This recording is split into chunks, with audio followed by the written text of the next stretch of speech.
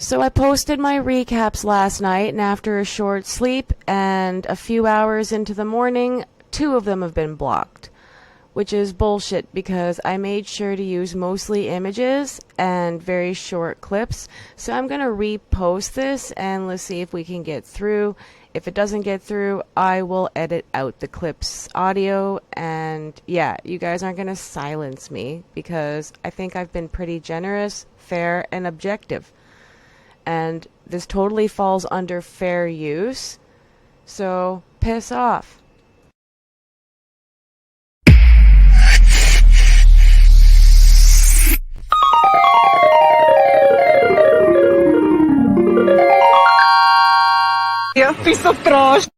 Well, guys, it's time. Netflix is finally released with Love Meghan, not to be confused with the other special by Pamela called Cooking with Love by Pamela.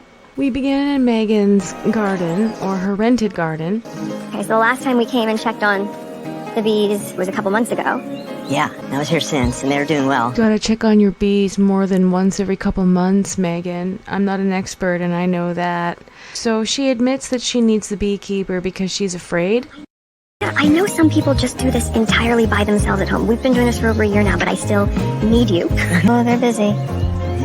Busy bees. Oh yeah, and I hope you love puns because she's going to be using a lot of really cheesy, really bad puns. But when she mentioned that some people do this at home all by themselves, I'm wondering if she was mentioning or if she was thinking Catherine when she said that. This entire episode reeked of desperation, in my opinion.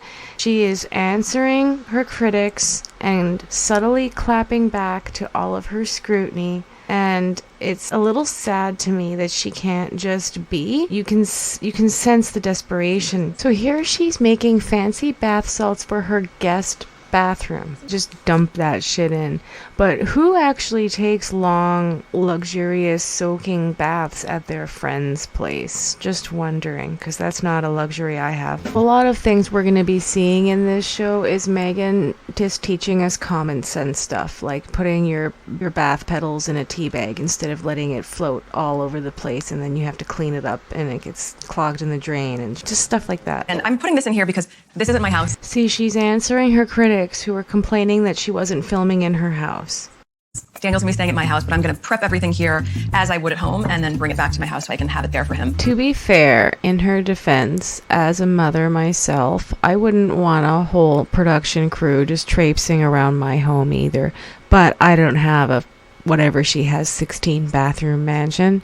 But yeah, like none of this is really relatable. I see all these fancy jars and nice little apothecary cookware and like teapots and all these little things that it's like I wish I could have all that, but I have kids. Nothing would be neat, organized, and if it was, it'd be destroyed. So you can tell how hyper vigilant she is. I know that Daniel loves peanut butter. I'm still going to label this. You always want to be conscious if someone has a nut allergy. She must have got some kind of criticism about not caring about people's allergies because now she's being hyper vigilant about labeling the peanut butter, even though she's just packing this for her friend who she knows likes peanut butter. See what I mean about the hypervigilance? And now she teaches us how to cut veggies fancy. There's nothing so fancy about a crudité platter except that it's called crudité. But the moment can suddenly take it to something a little bit more artistic. See, that's the difference between me and you, Meghan, is we can both be artistic, but I just don't have time to make a beautiful vegetable crudité for my family. Imperfect, but it doesn't need to be perfect. It's just It looks pretty perfect. They're very sweet. So Daniel, her makeup artist, comes over and gloats and fawns and admires her work in the kitchen. But he's completely precious about everything. He cuts himself immediately, and then he acts like they're like doing brain surgery or just hamming it up so Meghan looks expert. All this is going to cook down. We're here for the literally flavor. just cut myself. Oh no! Okay. Oh yeah, so I can tell that Meghan's not only been sleuthing on Instagram watching the trad wives, but she's also been on TikTok watching about the one-pot spaghetti recipes, because that's what they're making, one-pot spaghetti. I've always thought that looked really nasty, and it's just kind of lazy. But yeah, so that's what she makes. And she doesn't really give you a recipe. She just sort of shows you what she does, and you're just gonna have to like figure that out or look up your own recipe if you needed step-by-step instructions like measurements and stuff. But she did a whole pack of pasta. I love zesting. Oh, well, then this is the perfect job for you. Great plan, Megan. Give the guy who can't cut without cutting himself another sharp instrument to get lemon zest. He's gonna flay his finger open and bleed all into the pasta. Years when I was doing my makeup by myself, and I would text you and say, "Hi, what's on trend right now? What color is cool?" What is this contrived, goofy behavior? We know for a fact. You're like, "What are you talking about?" Sorry, we know for a fact that she did not ask him what color is cool and what is trending right now. Megan is known for being extremely high maintenance and knowing exactly what she wants, but then changing her mind. So I highly doubt that's what happened. But once again, she's trying to come off as humble and nerdy and relatable, but it just comes out flat and goofy. So as they're finishing up this dish, it just looks like something I would slap together for my kids in between paydays, like when you're cleaning out your fridge and you just gotta get stuff used up. So Megan and her friend enjoy the food. I swear she's eating constantly to prove to all of us that she's not on Ozempic and that she does not have an eating disorder. But he loves it. It just looks like spaghetti to me. Nothing special there. Yeah, I have a hard time believing that she actually makes this for her family, given that they have housekeepers and maids and hired help, but that's just my opinion. So when they were harvesting the honey, they ended up with a lot of wax.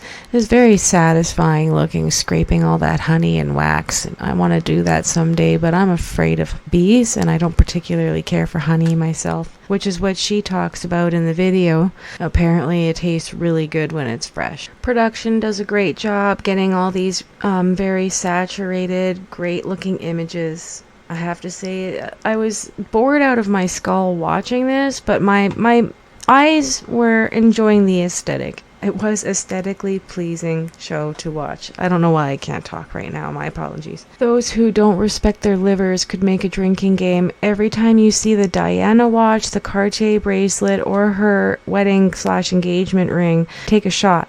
Doesn't matter what shot you want to drink. I would probably suggest something lighter if you don't want to drop dead on the floor by the end of the series. Proof to me that she's been on TikTok watching Cakegate. Look at this.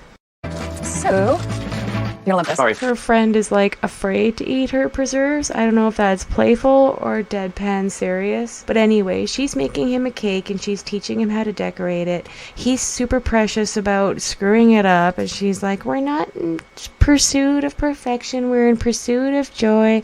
Nobody's gonna see the center. It's gonna be so beautiful on the inside. Blah blah blah blah blah blah blah. Lots of platitudes like that throughout the entire season. She talks about seeking joy in everything constantly. It gets to be a little bit much. And she recycles the honey to make some really nice looking spicy tea for her buddy here's allergies. And the tea sounds lovely, it looks lovely.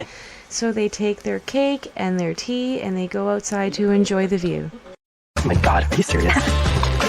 What is this? What Ew. is this? This is so pretty. This is insane. I feel like this is all fake. It is not a backdrop. This is not a green screen. So I know a lot of people are going to be pissed off and bitching about this.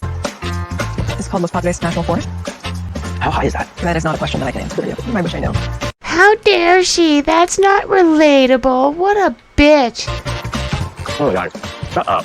I can't. I can't either. So the thing is yes, she's in a very privileged position to have that view as her backyard. But on the West Coast, or even where there's mountains, you can be lucky to enjoy a view like that. And if you are able to, please do take time in the day to sit down and enjoy it. I've lived in places with views like that, but didn't have the time to sit down and enjoy it because I was working. I don't think she has that struggle, is my thought. So in each episode where she's hosting someone, she's day drinking and enjoying her yard. Do I hate her for doing that? No. Do I totally understand? If I had a big beautiful yard and the weather was sunny and shining and warm and I had a garden to go pick produce and fruits with my children? Absolutely, I would do that. Would I host my friends and put them up in a beautiful guest room with bath salts and candles and teas? Sure, but that's not a luxury I have, unfortunately.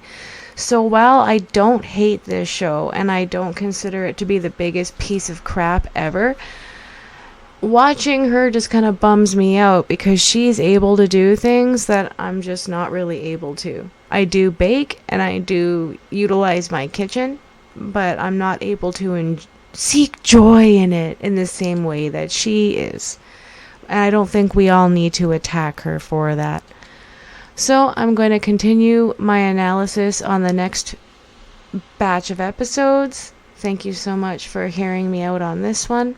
Like I said, I'm not going to make it a point of attacking her for every little thing she does, but there is content in here, and some of it is pretty funny to me. I just have to make sure that I'm not going below the belt, because everybody else is going to do that, and I'm just tired of it. Like I said, I'm starting to feel sorry for her. I don't like her, and I didn't like her for all the terrible things that she's done. However, I can sense the desperation, and I can feel her hypervigilance. She's really trying to win everyone. She's really trying to repair her image. You can, as an empath, I can tell. And I don't know if she's ever going to redeem herself, but like I said, let's focus on the things that she deserves to be scrutinized and judged for. Let's not pick on her for unnecessary things. She's allowed to exist. And a lot of the things she's done or doing in the show don't bother me. She reminds me of my aunt. Day drinking and cooking and playing in the garden and appreciating the weather and company. Although we can all see right through it that it's contrived as hell and it's overproduced. So, I don't know. All of that just makes it an extra layer of disappointing in my opinion.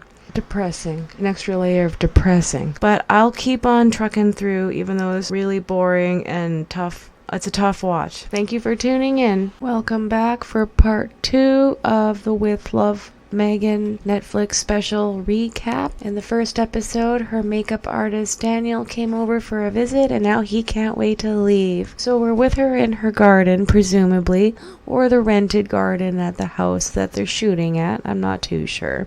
This West Coast girl is picking blackberries, presumably for her jam or preserves. My grandmother used to make apple butter, so I like that because it's... We know all about your grandma's apple butter recipe. Remember your daunting toast? There she is. Oh, Mom's making some preserves again. Meghan tries to be cute and make a lot of dad jokes and silly little puns throughout the show. And it's sad because I know she's trying to be funny, but the humor just doesn't land with her, unfortunately. So while she's picking blackberries, she shares some with the crew, and everybody watching and critiquing her is outraged that she had the audacity to share fruit that she didn't rinse first. The thing is sometimes you do that. You just eat fruit that you picked and you don't think about parasites. Early, guys, because I realize Mindy will be here and I have nothing to feed her. So You make it sound like Mindy coming is like, feeding an army. Like you're filming a cooking show and you don't have food to feed your guests. Wait, this is a self-created problem here. It doesn't make sense to me. Another luxury that Meghan has that not everyone does is fresh chickens and their eggs, which is really nice. I've helped people who have chickens. hostessing doesn't stop at one person. And the fresh eggs in the morning is a really nice thing to have. But once again, that's a privilege that not everyone can tap into. Not everyone can have fresh eggs and a chicken coop in their yard. Some people can't have a yard. Anyway, so she's working on this frittata. It's not my perfume that's bringing them all in. My bacon brings all the boys in the yard. That's not a good joke, Meghan. Don't do that. Your jokes just don't land. They all come out flat like dad jokes. You were a royal duchess. Anyway, so just like the last recipe, we don't get exact measurements or, specific steps for this recipe. She kind of just throws a bunch of shit in and explains how she makes a frittata, and now she's putting some yogurt, fruit, and preserve together. I'm excited that Mindy is coming. We're sort of email pen pals. We first connected Email pen pals. She can't even call her an actual friend. So she explains how they met through archetypes and how Mindy's coming over now to pal around. It's evident that Meghan doesn't have a lot of close friends in her life. It's all people that she works with or hires for things. I really liked Mindy from The Office. It was one of my absolute favorite shows. She wasn't my favorite character by any stretch, but she was an executive producer and a writer, so I have mad respect for her up until now. She's overly performative and overly butt kissy, and it's just really contrived. A little bit more darling. If I were not the recipient of this, I would be so mad about this. This is so nice. This is gorgeous. This feels like the kind of conversation you have when you are hanging out with a coworker that you don't know that well, but you want to make a good impression because you don't know if that bitch is going to talk about you to other people at work or if it's going to affect your reputation, so you're just playing it safe. You know what I mean? Meghan can't wait to get into the liquor. It's still morning, and Mindy has a baby, so she's not used to day drinking, but Meghan can't help it. They discussed the jam hierarchy situation when she had mailed out 50 jars and expected people to make Instagram reels talking about it and marketing it and promoting it for her for free. And according to Meghan, there was no particular meaning to the numbers. There was no hierarchy other than her mother allegedly got the jar number 1. So Meghan's working really hard to get into this bottle of bubbly. She really wants in. Ring, bracelet, and watch. As well, because I love it. Help it. What are you sprinkling on it? Flower sprinkles. What? Are you Tinkerbell? So, Meghan is really special and precious because she likes to sprinkle candied and crystal flowers on all her food, and it just makes everything so much more elevated that way. After a grueling battle with the cork, Meghan finally gets into the bottle of champagne and makes them a mimosa, I believe, out of her fresh squeezed nectars and citruses from her garden. Another luxury that not all of us could tap into, but boy, if I could, I tell you, that would be amazing, having your own citrus garden. So now Meghan's gonna teach us how to build a balloon arch, and something that bitch has that I've never once thought of is a motorized balloon machine. We are making this balloon arch for Archie's first birthday. It doesn't look like an arch. There's Harry high on glue. It doesn't look like an arch, babe. And she's like, yeah, I know. Roll these up. So yeah, she allegedly has been doing arches for the children's birthdays, and she uses this machine to make it a lot more efficient. It will cut our time down on this. And you can find one of these for about $20, and you can get these balloon decorating strips online too. Thanks, Meghan. You actually taught me something useful. 13 years of birthdays, and I've been blowing these things up with my own 2 lungs. $20. Now there is a tree that comes through this archway, so when I finish this, don't think, she missed a spot. Mind the gap. Take note of her hypervigilance, and she's already clapping back to her critiques about, a potential missed spot, and she has to preemptively explain the reason. I know, because I saw what she's talking about, but it's just silly. She's very hypervigilant, she's very defensive, and very desperate throughout this show. She very clearly wants to change her image and answer to her critics and change the scrutiny, but I don't think this is going to help her, unfortunately. I was a latchkey kid, so I grew up with a lot of fast food and also a lot of TV tray dinners. So I'm gonna call bullshit on that right there, that latchkey kid story. I don't think anyone in the world knows that Meghan Markle has eaten Jack in the Box. It's so funny too that you keep saying Meghan Markle. You know I'm Sussex now. You have. Oh my god, I can't believe she's gonna die on this hill. Sussex is your family's title, which can be removed. It is not a last name. She's trolling. Our family name, our little family name. Well, now I know, and I love it. Charles will never do anything about it to his precious darling boy, but she better cross her fingers and her heart and hope to die that when William becomes king, that he doesn't strip her and the children of those titles just because he can. Because jam has to be equal parts sugar and fruit. I just don't think you can taste the fruit that way, so it's delicious. I feel like that was added in because people were criticizing her that her preserve wasn't actually jam due to the sugar to fruit ratio, and she's explaining herself once again with her hypervigilance and her defensiveness throughout the video. I myself prefer a preserve. I don't like overly sweet jam. I would like a jam with more interesting flavors as I get older. I have this one that's raspberry, cherry, and strawberry, and I like that one because the cherry is a little bit tart, and it's more flavor than just sweet strawberry or raspberry jam. But yeah, I'd like to try some of those ones that are like tart, really, really, really sour, and have like champagne in them and stuff, like for more different flavors. That would be kind of nice. I will be checking out High Grove one day when I have the money for that. So they're drinking some more, and I think Mindy's finally like having a blast over here because, you know, she's about 3 or 4 mimosas in. Megan's got her all prepared for their children's tea party that doesn't seem to have any children at it. I find it adorable how much use she gets out of that Bodum or coffee press. For those of you who don't know, that's a West Coast thing as well. The best cup of coffee you'll ever had is made in a press, but they're useful for other things too, obviously. It looks like she used it to make some sort of water or tea or elevated water with mint or rosemary or some shit. I don't know. So entering the balloon arch, it's very, very pretty, but I'm a little weirded out that she went through all this effort for a child's tea party, but I don't see the children. And I'm not saying we have to. They didn't have to be on camera. They didn't have to film them, but I don't hear them. There's no sign of them. They're not talking about them. It's just a little weird to like go through this much effort to have a tea party with, you know, your grown 30, 40, 50-year-old friend. But Megan's cut now, so she's having a blast. She's day drunk and desperate, and Mindy's been pandering, and she understood the assignment. Let's just put it that way. And I'm not picking on Megan for drinking in this episode alone. If it was just this one with Mindy having mimosas, I wouldn't have said anything. But it appears to me like in every episode she is drinking with her guest.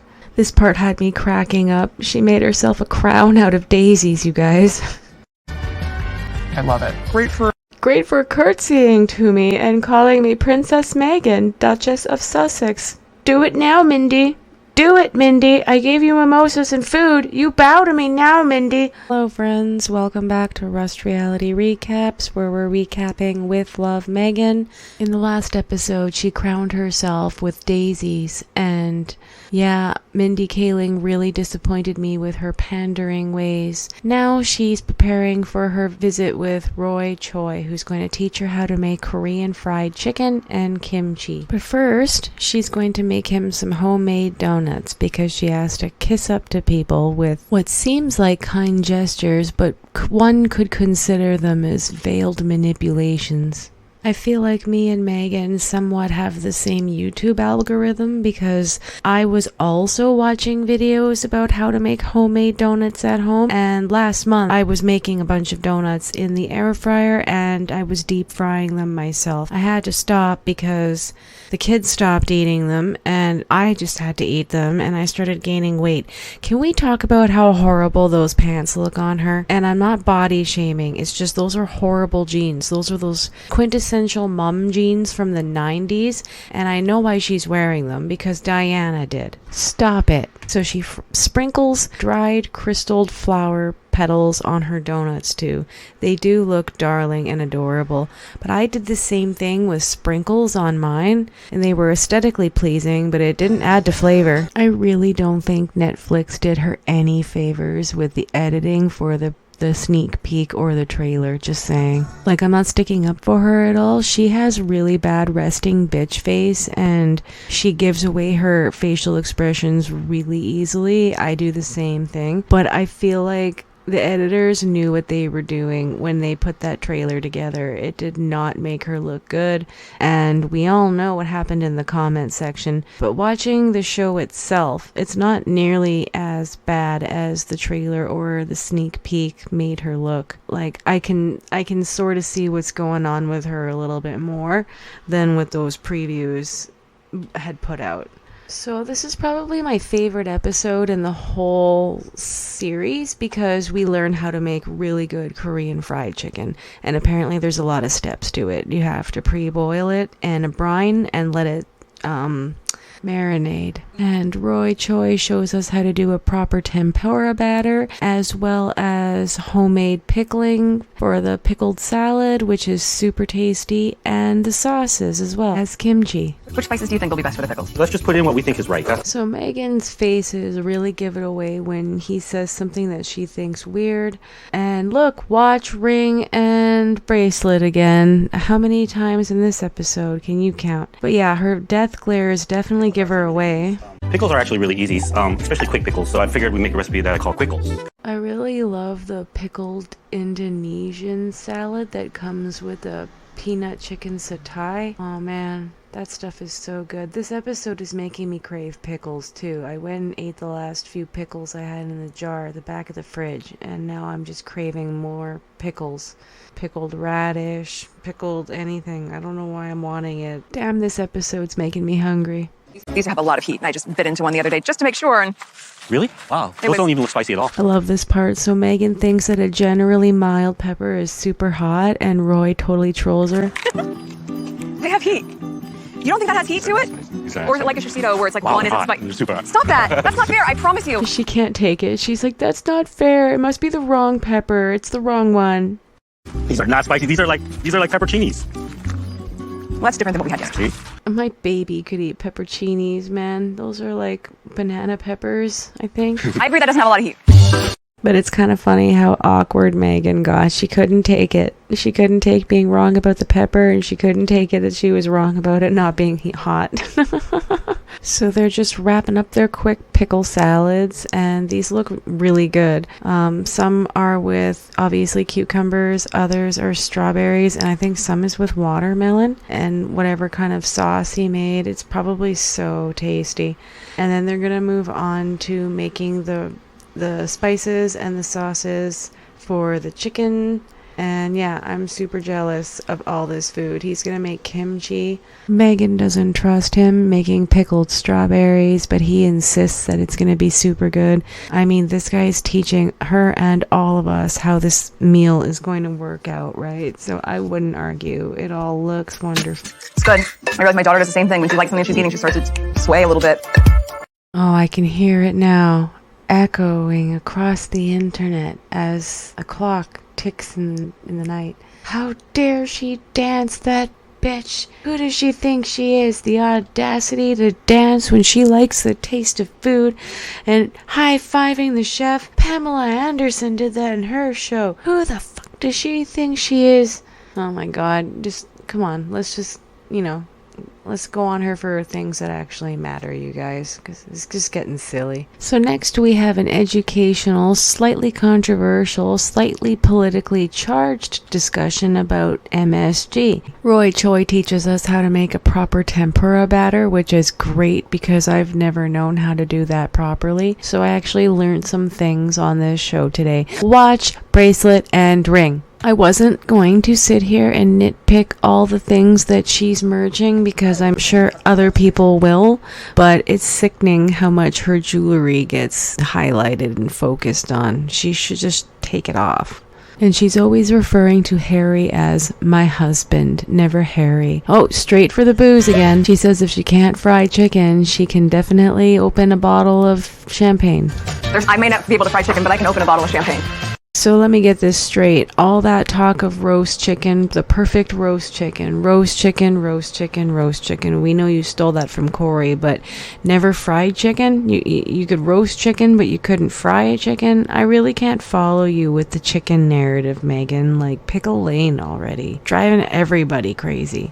Roy Choi's fried chicken looks fantastic. I'm super hungry, and I think I want to go for some Korean fried chicken soon. We never go because it's expensive, and then we just end up ordering KFC instead, but that is not KFC. That looks way better than KFC. Does anyone else get disappointed with how greasy and disgusting KFC is? The tenders are good sometimes, but the actual chicken itself, ugh, that watermelon salad looks great. So after we get the Instagram footage she shares with the staff to combat the bullying allegations and the demon nightmare dictator boss on heels allegations, so we had to get it on film how nice she is sharing food with all the staff, including the girls, not just the men, but there's women there too.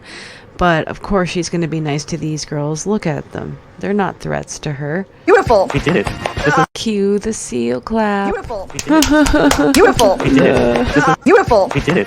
This is, And after the seal clap, we cue it with a hug to end the whole episode off. So this one was probably the most watchable one. It goes downhill from here, and it's going to be painful to get through the rest. If you've made it this far, thank you so much. I don't know how you're doing it, but I'm doing it for you. So just keep that in mind.